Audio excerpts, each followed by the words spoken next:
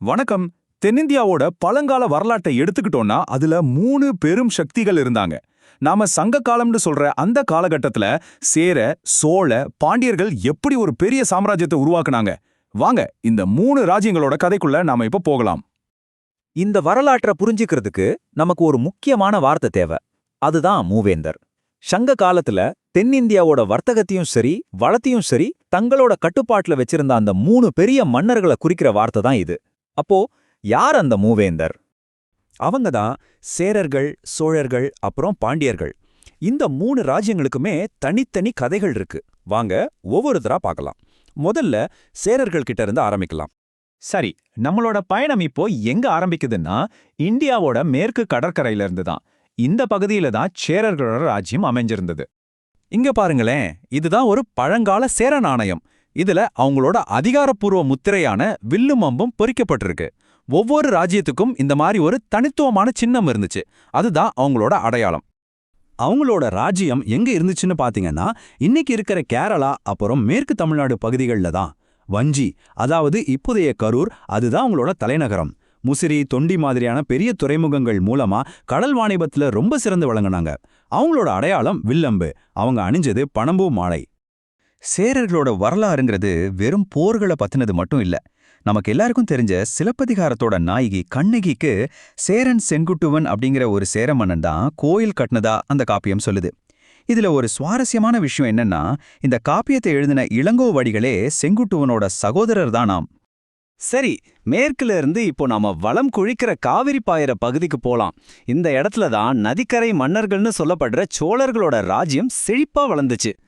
சோழர்களோட சின்ன என்ன தெரியுமா? அவங்களோட வீரத்தை காட்டுற மாதிரி புலிதான்.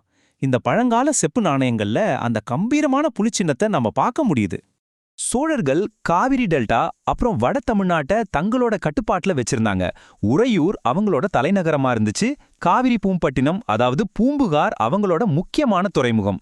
இவங்களோட அதிகாரத்தோட அடையாளம் புலி.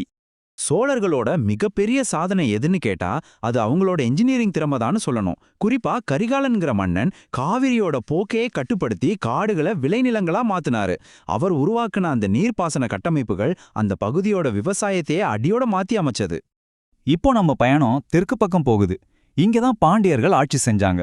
ஆனா அவங்க வெறும் ஆட்சியாளர்கள் மட்டும் இல்ல, தமிழ் மொழியோட மிகப்பெரிய காவலர்கள்னு சொல்லலாம். இங்க பாருங்க, இது பாண்டியர்களோட நாணயம். இதுல அவங்களோட தனித்துவமான மீன் சின்னம் இருக்கு. அப்போ வில், புலி, இப்போ மீன். 3 ராஜ்யங்களுக்கும் 3 சின்னங்கள். தெற்கு தமிழ்நாட்டை மதுரையை தலைநகரமா வச்சு ஆண்டவங்க தான் பாண்டியர்கள். ஆனா இவங்களோட மிகப்பெரிய பங்களிப்பு என்ன தெரியுமா? அது தமிழ் சங்கங்களை ஆதரிச்சது தான். இந்த சங்கங்கள் மூலமா தான் பலாயிரம் தமிழ் கவிதைகளும் இலக்கியங்களும் தொகுக்கப்பட்டு இன்னைக்கும் நம்ம கைக்கு கிடைச்சிருக்கு. இவங்களோட சின்னம் மீன். சரி, சேரர், சோழர், பாண்டியர். இப்போ இந்த 3 ராஜ்யங்களையும் ஒரே இடத்துல வச்சு ஒரு சின்ன ஒப்பீடு செஞ்சு பார்க்கலாம்.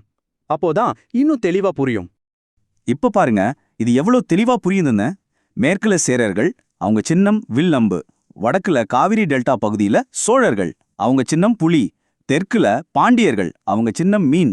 ஒவ்வொரு ராஜ்யத்துக்கும் ஒரு தனித்தன்மை, ஒரு தனித்த அடையாளம். பாருங்க, 3 மன்னர்கள், 3 சின்னங்கள், ஆனா ஒரே காலகட்டம். அவங்களுக்குள்ள போட்டி போர்கள் எல்லாம் இருந்தாலும் இந்த 3 ராஜ்யங்களும் சேர்ந்து தான் தென்னிந்தியாவோட கலை, இலக்கியம், வர்த்தகம்னு எல்லாத்துக்கும் ஒரு வலுவான அடித்தளத்தை போட்டாங்க. அவங்களோட பாரம்பரியம் இன்னைக்கு நம்ம கிட்ட வாழ்ந்துட்டு தான் இருக்கு. கவிதை, போர், கடல் கடந்த வியாபாரம், இது எல்லாம் கலந்த ஒரு காலத்தை பத்தி யோசிச்சு பாருங்களேன். அதுதாங்க தென்னிந்தியாவுல ஒரு பொற்காலமா இருந்த சங்க காலம். வாங்க அந்த உலகத்துக்குள்ள ஒரு எட்டி பார்ப்போம். 2000 வருஷத்துக்கு முன்னாடி இதே தமிழ்நாட்டுல நம்ம முன்னோர்கள் எப்படி வாழ்ந்திருப்பாங்க? அவங்களோட சமூகம், பொருளாதாரம் இதெல்லாம் எப்படி இருந்திருக்குன்னு யோசிச்சிருக்கீங்களா? வாங்க இந்த கேள்விக்கு பதில் தேட ஆரம்பிக்கலாம். சங்ககால சமூகங்கிறது ஒரே மாதிரி இருந்த ஒரு அமைப்பு கிடையாது. சொல்லப்போனா அது ஒரு நதி மாதிரி ஓடிக்கிட்டே இருந்துச்சு. அதாவது சின்ன சின்ன பழங்குடி வாழ்க்கையில இருந்து கொஞ்சம் கொஞ்சமா பெரிய அரசுகள் உருவாகிட்டு இருந்த ஒரு பெரிய மாற்றத்துக்கான காலகட்டம் அது. சிம்பிளா சொல்லணும்னா, முதல்ல சின்ன சின்ன குழுக்களா ஒரு தலைவருக்கு கீழே வாழ்ந்த மக்கள் போக போக பெரிய அரசர்களுக்கு கீழே பெரிய ராஜ்யங்களா உருவானாங்க. இந்த ஒரு மாற்றம் தான் அவங்களோட வாழ்க்கை முறையையே மொத்தமா மாத்துச்சு. அவங்களோட சமூக அமைப்பு ரொம்பவே இன்ட்ரெஸ்டிங்கா இருந்துச்சு. பாருங்க, பாணர், உழவர், மறவர்னு மக்கள் அவங்க செய்யற தொழில், வாழ்ற நிலத்தை வச்சுதான் பல குலங்களா பிரிஞ்சிருந்தாங்க. இது ரொம்ப முக்கியம். ஏன்னா வட இந்தியாவுல இருந்த மாதிரி பிறப்பால வர்ற ஜாதி முறை இங்க இல்ல. இது ஒரு பெரிய வித்தியாசம். சரி, இந்த சமூகத்தோட உச்சியில, அதாவது அதிகாரத்துல யார் இருந்தாங்க? இந்த புது ராஜ்யங்களை யார் வழி நடத்துனாங்க? அத பார்க்கலாம் வாங்க. 7. இந்த நம்பரை பார்த்ததும் உங்களுக்கு என்ன தோணுது? சங்க காலத்தை பொறுத்த வரைக்கும் இந்த நம்பர் ஒரு முக்கியமான கதையோட திறவுகோலி. ஆமா, அந்த 7 பேரு வேற யாரும் இல்ல, நாம எல்லாருக்கும் தெரிஞ்ச கடையெழு வள்ளர்கள் தான். பாரி, காரி, ஓரி மாதிரியான இந்த குறுநில மன்னர்கள் மூவேந்தர்களுக்கு கீழே தான் இருந்தாங்க. ஆனா அவங்களோட கொடைத்திறனாலையும் புலவர்களை ஆதரிச்சதாலையும் இன்னைக்கும் நம்ம மனசுல நிக்கிறாங்க. ஓகே, இப்போ அவங்களோட பொருளாதாரம் எப்படி இருந்துச்சுன்னு பார்க்கலாம். மக்கள் எப்படி சம்பாரிச்சாங்க, அவங்களோட வாழ்வாதாரம் என்னவா இருந்துச்சு? சங்ககால பொருளாதாரத்தை புரிஞ்சுக்க திணை அப்படிங்கிற ஒரு கான்செப்டா நம்ம புரிஞ்சுக்கணும். அது ஒன்றும் பெரிய விஷயம் இல்ல. சிம்பிளா சொன்னா அவங்க வாழ்ந்த நிலம் தான் அவங்களோட வேலையையும் வாழ்க்கை முறையும் தீர்மானிச்சுது. யோசிச்சு பாருங்க, மலையில வேட்டையாடுறவங்களும் கடற்கரையில மீன் பிடிக்கிறவங்களும் ஒரே மாதிரி வாழ முடியுமா? முடியாது இல்லையா? அதுதாங்க திணை கோட்பாடு. விவசாயம் தான் அவங்களோட முதுகெலும்பே. மருதம்னு சொல்ற அந்த செழிப்பான ஆத்து ஓரத்துல செந்நெல், வெண்ணெல்னு சூப்பரான நெல் வகைகளை விளைவிச்சாங்க. அதே நேரம் தண்ணி வசதி கம்மியா இருக்கிற புன்சை நிலங்கள்ல திணை மாதிரியான தானியங்களை பயிர் செஞ்சாங்க. சோ நிலத்துக்கு ஏத்த மாதிரி விவசாயம். விவசாயம் ஒரு பக்கம் இருந்தாலும் சங்ககால மக்களுக்கு கையில ஒரு மேஜிக் இருந்துச்சு. அதுதான் அவங்களோட கைவனை திறன். குறிப்பா 2 விஷயத்துல அவங்க கில்லாடிங்க. முதல்ல மண்பாண்டம். களம் செய்வோர்னு சொன்ன குயவர்கள் டெய்லி லைஃப்க்கு தேவையான எல்லா மண்பாண்டங்களையும் செஞ்சாங்க. குறிப்பா இந்த கருப்பு சிவப்பு கலர்ல இருக்கிற பாத்திரங்கள் அவங்களோட திறமைக்கு ஒரு சூப்பரான எடுத்துக்காட்டு. மண்பாண்டம் சமையலுக்கு. ஆனா சங்க காலத்தோட அதிகாரத்தையே தீர்மானிச்ச ஒரு விஷயம் இருந்துச்சு. நெருப்புல இருந்து உருவான ஒண்ணு, அதுதான் இரும்பு. இரும்போட முக்கியத்துவம் எவ்வளோ பெருசுன்னு பாருங்க. விவசாயத்துக்கு கருவிகள் செய்ய மட்டும் இல்ல, போர்க்களத்துல ஜெயிக்கிறதுக்கு தேவையான வாள், ஈட்டி, கத்தி மாதிரியான ஆயுதங்கள் செய்யவும் இரும்பு தான் தேவைப்பட்டுச்சே. சொல்லப்போனா ஒரு அரசுகிட்ட எவ்வளோ இரும்பு இருக்கோ அதை வச்சுதான் அவங்களோட ராணுவ பலத்தையே மதிப்பிட்டாங்க. சரி, அரசர்கள், பொருளாதாரம், போர்னு பேசிட்டோம். இப்ப இந்த சமூகத்தோட இதயத்துக்கே வருவோம். அதாவது சங்க காலத்துல பெண்களோட நிலைமை எப்படி இருந்துச்சு? நிறைய பேர் நினைக்கிற மாதிரி சங்க கால பெண்கள் வெறும் வீட்டுக்குள்ளேயே முடங்கி கிடக்கல. அவங்க புலவர்களா இருந்திருக்காங்க, டான்சர்ஸா இருந்திருக்காங்க, விவசாயம் செஞ்சிருக்காங்க, ஏன் கடற்கரையில உப்பு விக்கிற வியாபாரிகளா கூட இருந்திருக்காங்க. சமூகத்துல அவங்களுக்கு ஒரு முக்கியமான பங்கு இருந்துச்சு. ஒரு உதாரணம் சொல்லணும்னா, வெண்ணிக்குயத்தியார் மாதிரி பெண் புலவர்கள் அரசர்களையே நேருக்கு நேரா நின்னு பாடுற அளவுக்கு அறிவும் தைரியமும் உள்ளவங்களா இருந்தாங்க. இன்னொரு பக்கம் உமனர் குல பெண்கள் வண்டியில உப்பை ஏத்திக்கிட்டு ஊர் ஊரா போய் வியாபாரம் செஞ்சு பொருளாதாரத்துல தங்களோட பங்களிப்பை கொடுத்தாங்க. இதுல இருந்து தெரியுது இல்லையா அவங்க சமூகத்தோட எல்லா மட்டத்திலும் எவ்வளவு ஆக்டிவா இருந்தாங்கன்னு. அப்ப பாருங்க, சின்ன சின்ன குல சமூகத்திலிருந்து ராஜ்யங்கள் வரைக்கும் நிலத்தை அடிப்படையா வச்ச பொருளாதாரம், இரும்போட ஆதிக்கம், சமூகத்துல பெண்களோட பங்குன்னு சங்க காலம்ங்கிறது வெறும் பாட்டு, கவிதை மட்டும் இல்ல, அது ஒரு முழுமையான துடிப்பான நாகரிகம். நாம இன்னைக்கு பார்த்தது சும்மா ஒரு துளிதான். இன்னும் இந்த மண்ணுக்கு அடியில எத்தனை ரகசியங்கள் புதைஞ்சு கிடக்குதோ. ஒரு சின்ன மணி அது ஒரு முழு நாகரிகத்தோட கதையே சொல்ல முடியும்னு சொன்னா நம்புவீங்களா? ஆனா அதுதான் உண்மை. இன்னைக்கு நாம சங்ககால கைவினைஞர்களோட உலகத்துக்குள்ள ஒரு பயணம் போக போறோம். அங்க ஒவ்வொரு பொருளுக்கும் பின்னாடி ஒரு கதை ஒளிஞ்சிருக்கு. வாங்க அந்த ரகசியங்களை நாம ஒன்னா சேர்ந்து கண்டுபிடிக்கலாம். இப்போ இந்த படத்தை பாருங்களேன். என்ன அழகான கார்னேலியன் மணிகள்! ஆனா இது வெறும் அழகுக்காக செஞ்ச ஆபரணங்கள் மட்டும் இல்ல. இதுக்குள்ள சங்ககால மக்களோட கலை, அவங்களோட வர்த்தகம், அவங்களோட வாழ்க்கை முறைனும் சொல்லப்போனா ஒரு முழு சகாப்தத்தோட தடயங்களே அடங்கியிருக்கு. ஒரு டைம் கேப்சூல் மாதிரி யோசிச்சு பாருங்களேன். சரி, இந்த கதையை நாம எங்கிருந்து ஆரம்பிக்கலாம்? முதல்ல சங்ககால மக்கள் தங்களை எப்படியெல்லாம் அலங்கரிச்சுக்கிட்டாங்கன்னு பாப்போம். ஏன்னா அவங்க போட்டுக்கிட்ட நகைகள் தான் அவங்கள பத்தின பல விஷயங்களை நமக்கு சொல்ல போகுது. இன்னைக்கே எப்படி சிலர் பிராண்டட் பொருட்கள், வைரம்னு போட்டுக்கிறாங்களோ, சிலர் சிம்பிளா இருக்கிறத விரும்புறாங்களோ, கிட்டத்தட்ட அதே மாதிரி தாங்க சங்க காலத்திலயும். நீங்க யாரு, உங்க அந்தஸ்து என்னங்கிறத நீங்க போட்டிருக்கிற நகைய வச்சே சொல்லிடலாம். வசதி படைச்சவங்க தங்கம், தாமிரம், விலை உயர்ந்த கற்கள்னு ஜொலிச்சாங்க. ஆனா சாமானிய மக்கள் அவங்க இயற்கையிலிருந்தே தங்களோட அழக தேடிக்கிட்டாங்க. இலைகள், பூக்கள், ஏன் சுடுமண்ல கூட அழகான ஆபரணங்கள் செஞ்சு தங்கள அழகாக்கிக்கிட்டாங்க. இங்க பாருங்க, சங்க கால பொற்கொள்ளர்களோட கைவண்ணத்துக்கு இதைவிட ஒரு சிறந்த சாட்சி இருக்க முடியாது. அவங்களோட கலைத்திறன் எந்த அளவுக்கு இருந்துச்சுன்னா, யோசிச்சு பாருங்க, எங்கேயோ இருக்கிற ரோமானிய சாம்ராஜ்யத்திலேருந்து வந்த தங்க நாணயங்களை கூட உருக்கி இந்த மாதிரி ஒரு அற்புதமான நகைகளை செஞ்சிருக்காங்க. இது அவங்களோட கலைத்திறனை மட்டும் காட்டல, அந்த காலத்திலே அவங்களுக்கு இருந்த உலகளாவிய வர்த்தக தொடர்புக்கும் இது ஒரு மிக முக்கியமான ஆதாரம். அவங்களோட செல்வம் நிலத்துல இருந்து மட்டும் வரல, கடலும் அவங்களுக்கு ஒரு பெரிய புதையலா இருந்துச்சு. குறிப்பா பாம்பன் கடற்கரையில கிடைச்ச முத்துக்கள், அதுக்கு விலையே கிடையாது. அப்புறம் பரதவர்கள் கடல்ல இருந்து எடுத்துட்டு வர்ற சங்குகளை வச்சு கைவினைஞர்கள் செஞ்ச வளையல்கள் அவ்ளோ அழகா இருக்குமா. அந்த சங்கு வளையல்களோட அழக பத்தி சங்க இலக்கிய பாடல்கள் எல்லாம் ரொம்ப சிலாகிச்சு பேசுது. ஓகே, அவங்க என்னென்ன ஆபரணங்கள் அணிஞ்சாங்கன்னு இப்ப நமக்கு ஒரு ஐடியா கிடைச்சிருச்சு. ஆனா இதையெல்லாம் யாரு செஞ்சா? அந்த கைவினைஞர்களோட திறமைகளை பத்தி இப்ப கொஞ்சம் ஆழமா பார்க்கலாம் வாங்க. இப்ப நான் சொல்ல போற ஒரு விஷயம் உங்களுக்கு ஆச்சரியமா இருக்கலாம். 2000 வருஷத்துக்கு முன்னாடியே சங்ககால மக்கள் கண்ணாடிய உருவாக்குறதுல வல்லுநர்களா இருந்திருக்காங்க. அவங்களோட டெக்னாலஜி ரொம்ப சிம்பிள், ஆனா ரொம்பவே ஸ்மார்ட். மணல்ல இருக்கிற சிலிக்கான்னு ஒரு பொருள், அத அதிக வெப்பத்துல உருக்கி அப்புறம் அத மெல்லிசான கண்ணாடி குழாய்களா நீட்டுவாங்க.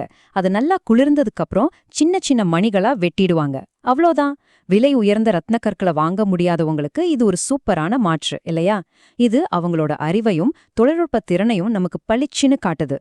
இது ஏதோ ஒரு சில கைவினைஞர்கள் வீட்ல செஞ்ச வேலை மட்டும் கிடையாது. அரிக்கமேடு, குடிக்காடு மாதிரியான இடங்கள்ல கண்ணாடி மணிகளை தயாரிக்கிறதுக்குன்னே பெரிய தொழிற்சாலைகளே இருந்திருக்கு. அதாவது இது சங்ககால பொருளாதாரத்தோட ஒரு முக்கியமான அங்கமா இருந்த ஒரு பெரிய ஒழுங்கமைக்கப்பட்ட இண்டஸ்ட்ரி. சரி, இதுவரைக்கும் நாம கல், தங்கம்னு கடினமான பொருட்களை பத்தி பார்த்தோம். இப்போ வாங்க அவங்களோட இன்னொரு முக்கியமான கைவினை திறனான மென்மையான ஒரு உலகத்துக்குள்ள போலாம். அதாவது நெசவு, ஜவுளி உலகத்துக்குள்ள. இந்த படத்தை பாருங்க. இது பார்க்கறதுக்கு ஒரு சாதாரண சுடுமண் முத்திரை மாதிரி தெரியலாம். ஆனா இதுக்குள்ள ஒரு ஆழமான கதை இருக்கு. இதுல பதிஞ்சிருக்கிற அந்த நெல் உமி அடையாளம் எதை காட்டுது தெரியுமா? சங்க காலத்துல விவசாயமும் தொழிலும், அதாவது வயலும் பட்டறையும் எப்படி ஒன்னோட ஒன்னு பின்னி பிணைஞ்சிருந்ததுங்கிறத காட்டுது. ஏன்னா அவங்களோட மிக முக்கியமான தொழில்கள்ல ஒன்னு நெசவுத் தொழில். இதுக்கு சான்றுகள் எல்லா இடத்துலயும் இருக்கு. உதாரணத்துக்கு கொடுமணல்ல கிடைச்ச நூல் நூற்கிற தக்களி, இது ஒரு புராதத்துவ சான்று. இலக்கியங்கள்ல கலிங்கம்னு சொல்றாங்களே, அந்த மாதிரி மிக நேர்த்தியான ஆடைகளை பத்தின வர்ணனைகள் இருக்கு. அது மட்டும் இல்ல, பெரிப்ளஸ் மாதிரியான வெளிநாட்டு பயண குறிப்புகள் கூட தமிழ்நாட்டு ஜவுளியோட தரத்தை பத்தி ரொம்ப பெருமையா பேசுது. பெரிப்ளஸ்ங்கிறது அந்த காலத்துல எழுதப்பட்ட ஒரு கிரேக்க மாலுமியோட டைரி மாதிரி. இப்போ நாம தனித்தனி கைவினை பொருட்கள், திறமைகள்னு நிறைய பார்த்தோம். இப்போ கொஞ்சம் ஜூம் அவுட் பண்ணி ஒரு பெரிய படமா பார்க்கலாம்.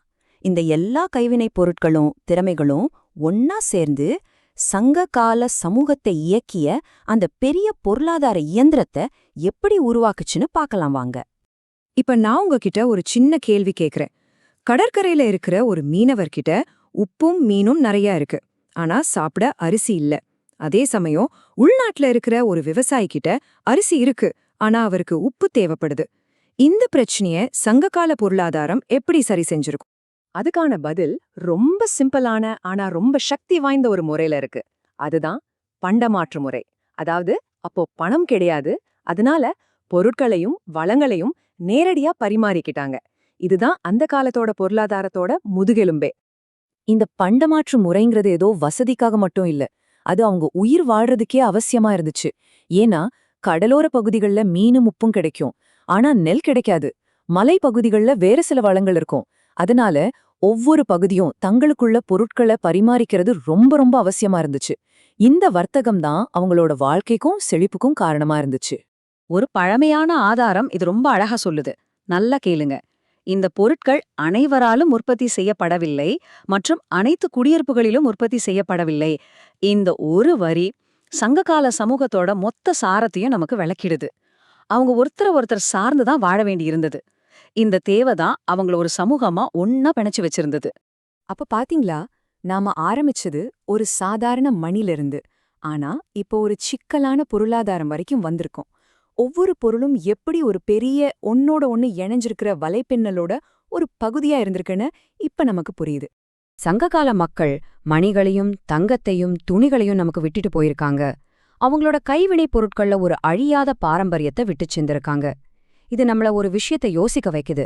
ஒரு 2000 வருஷம் கழிச்சு நம்மளோட டிஜிட்டல் ஃபைல்களும் பிளாஸ்டிக் பொருட்களும் நாம விட்டுட்டு போற மத்த பொருட்களும் நம்மள பத்தி என்ன கதையை சொல்லும்? கொஞ்சம் யோசிச்சு பாருங்க.